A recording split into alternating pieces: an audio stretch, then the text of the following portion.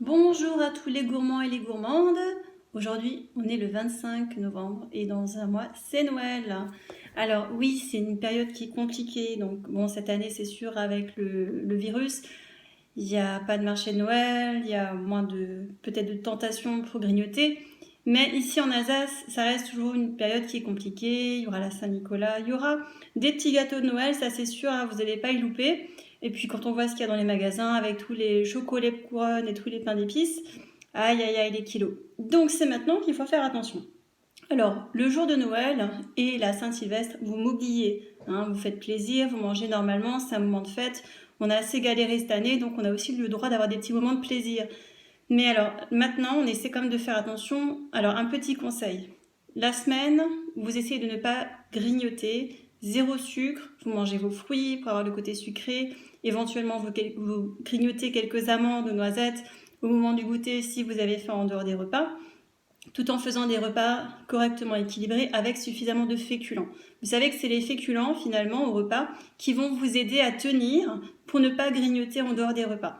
Et je vois tous les jours beaucoup de personnes, souvent des femmes, qui ne mettent pas de féculents au repas du midi ou du soir parce qu'elles ont peur de grossir. Mais qu'est-ce qui se passe dans l'après-midi ou dans la soirée?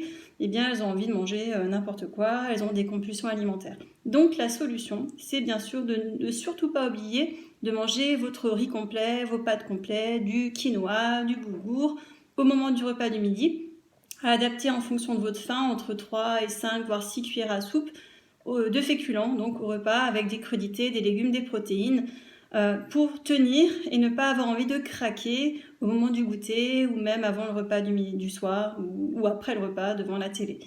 Voilà. Et puis maintenant, c'est la saison des mandarines, hein. Et la mandarine, c'est quand même un fruit qui est tellement agréable à manger. Donc faites-vous plaisir, achetez-vous des belles mandarines, de préférence pas des produits qui viennent de l'autre côté de la planète, hein. Prenez des produits français, voire éventuellement européens, italiens, de Corse, etc. Pour manger des fruits qui viennent d'ici, si possible. Et donc, mangez-vous une bonne mandarine à la fin du repas, éventuellement du midi ou du soir au moment du goûter. Vous pouvez manger 2 mandarines, ça équivaut à un fruit. Et comme on sait qu'on a droit à 2 fruits par jour, au-delà c'est trop de sucre, mais voilà, une orange le matin, 2 mandarines au moment du goûter l'après-midi ou à la fin du repas du soir pour éviter de grignoter du sucré. C'est ce petit côté plaisir qui va vous aider à tenir. Et le week-end, faites-vous plaisir modérément. Si vous devez manger du sucre, jamais en dehors des repas. Pas dans l'après-midi, pas après le repas du soir. C'est à la fin du repas du midi que vous allez finalement vous faire plaisir avec un gâteau maison ou éventuellement des petits gâteaux style bredala de Noël. À la fin du repas, un petit gâteau, limitez-vous à un, maximum deux. Voilà, et c'est plus facile de manger une petite quantité de produits sucrés quand on a l'estomac plein que d'avoir envie de manger du sucré dans l'après-midi. Loin des repas avec un estomac vide, on a plus de mal à se limiter sur les quantités. Bon, et ben écoutez, je vous souhaite une bonne après-midi.